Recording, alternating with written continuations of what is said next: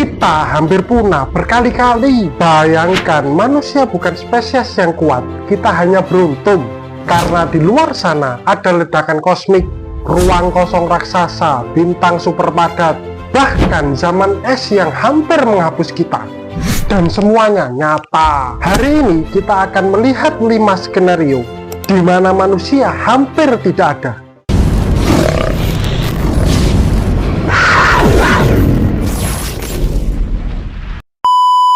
Kalau ini mengarah ke bumi, kita tamat. Bayangkan ada ledakan di luar angkasa yang dalam beberapa detik mengeluarkan energi lebih besar dari matahari selama seluruh hidupnya. Dan kalau arahnya ke bumi, kita tak akan sempat menyadarinya. Fenomena ini disebut semburan sinar gamma. GRB adalah ledakan paling kuat yang pernah terdeteksi di alam semesta. Biasanya terjadi saat bintang raksasa runtuh menjadi lubang hitam, atau saat dua bintang neutron bertabrakan. Dalam hitungan detik, GRB melepaskan pancaran radiasi sangat sempit tapi luar biasa kuat, seperti laser kosmik raksasa yang menembus galaksi. Jika GRB terjadi dalam beberapa ribu tahun cahaya dan mengarah tepat ke bumi, lapisan ozon bisa rusak, radiasi meningkat drastis, dan kehidupan bisa terganggu secara besar-besaran. Yang bikin merinding, GRB bisa terjadi tanpa peringatan. Kita hanya akan melihat kilatan di langit dan mungkin itu sudah terlambat. Ledakan ini adalah peristiwa paling terang di alam semesta. Kalau terjadi dalam jarak beberapa ribu tahun cahaya dan mengarah ke bumi, lapisan ozon bisa hancur, radiasi masuk bebas, rantai makanan bisa runtuh, bahkan kita tidak sempat sadar. Dan itu masih satu ancaman dari langit. Ini bukan gelap, ini hampa. Bagaimana kalau di alam semesta ada tempat yang hampir benar-benar kosong? Bukan gelap, tapi hampa. Fenomena ini disebut void kosmik, wilayah raksasa di alam semesta yang hampir tidak memiliki galaksi. Salah satu yang paling terkenal adalah Botos Void. Ukurannya sekitar 330 juta tahun cahaya. Sebagai perbandingan, galaksi kita hanya sekitar 100.000 tahun cahaya. Di dalam area sebesar itu hampir tidak ada apa-apa. Alam semesta ternyata tidak tersebar merata. Galaksi-galaksi membentuk seperti jaring besar kosmik, dan di antaranya terdapat gelembung kosong raksasa. Yang bikin merinding, kita bahkan belum sepenuhnya tahu kenapa void sebesar itu bisa terbentuk. Di alam semesta yang tak terbatas, ternyata ada tempat-tempat yang terasa terlalu kosong. Bayangkan wilayah ruang angkasa seluas ratusan juta tahun cahaya yang hampir kosong total. Ilmuwan masih bingung kenapa itu bisa ada. Apakah ini celah dalam struktur kosmos atau tanda bahwa alam semesta itu tidak seimbang? Dan di tengah kegelapan itu ada sesuatu yang lebih ekstrim.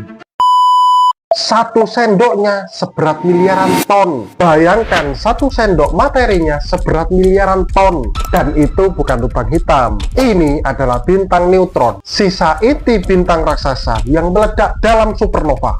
Saat bintang besar runtuh, gravitasinya menekan materi begitu kuat hingga proton dan elektron menyatu menjadi neutron. Hasilnya, objek seukuran kota, tapi masanya lebih besar dari matahari. Kalau kamu berdiri sejauh 1000 km dari bintang neutron, gravitasinya masih bisa meremukkan tubuhmu. Tapi masih ada versi yang lebih ekstrim lagi, namanya magnetar. Magnetar adalah bintang neutron dengan medan magnet paling kuat di alam semesta. Kalau magnetar berada setengah jarak ke bulan, kartu ATM di bumi bisa terhapus. Yang bikin merinding, semua itu nyata. Mereka ada di luar sana, sunyi, kecil, tapi mematikan. Satu sendok materi bintang neutron beratnya miliaran ton, dan magnetar punya medan magnet triliunan lebih kuat dari bumi. Kalau lebih dekat, ia bisa mengacaukan elektronik dan tubuh kita. Tapi ancaman tidak selalu datang dari ledakan. Bukan hancur, membeku. Bagaimana jika akhir alam semesta bukan ledakan, tapi perlahan membeku? Teori ini disebut kematian panas alam semesta. Saat ini, alam semesta terus mengembang. Galaksi-galaksi saling menjauh, bintang lahir lalu mati. Namun, triliunan tahun dari sekarang, bahan bakar bintang akan habis. Tak ada lagi cahaya baru, galaksi menjadi gelap, lubang hitam perlahan menguap, energi tersebar merata, suhu mendekati nol mutlak. Tak ada struktur, tak ada kehidupan, tak ada pergerakan berarti. Hanya ruang semakin dingin dan sunyi. Yang bikin merinding, akhir segalanya mungkin bukan kehancuran dramatis, tapi keheningan tanpa akhir. Di skala kosmik, semuanya perlahan akan padam. Teori ini mengatakan alam semesta perlahan kehabisan energi. Bintang padam, galaksi menjauh, suhu mendekati nol mutlak. Bukan kiamat yang meledak, tapi kiamat yang sunyi. Dan ternyata bumi sendiri pernah hampir selesai. Lautan hilang, daratan muncul. Bayangkan, dunia yang kita kenal hari ini tertutup es setebal ribuan meter. Sekitar 26.000 hingga 11.700 tahun lalu, bumi memasuki puncak zaman es terakhir yang disebut Las Glacial Maximum. Sebagian besar Amerika Utara dan Eropa terkubur lapisan es raksasa. Permukaan laut turun hingga sekitar 120 meter. Artinya banyak daratan yang sekarang tenggelam dulu wilayah kering. Bahkan Asia dan Amerika pernah terhubung oleh daratan yang disebut Jembatan Bering. Manusia saat itu, mereka bertahan hidup sebagai pemburu pengumpul, menghadapi mamut berbulu, badai salju ekstrim, dan dunia yang keras tanpa teknologi modern. Lalu sekitar 12.000 tahun lalu, es mulai mencair, dan dunia modern perlahan terbentuk. Pertanyaannya, berapa banyak rahasia sejarah yang kini terkubur di bawah laut akibat mencairnya es itu? Semua ini nyata. Ledakan kosmik, ruang kosong raksasa, bintang super padat, alam semesta yang membeku, zaman es yang hampir memusnahkan kita.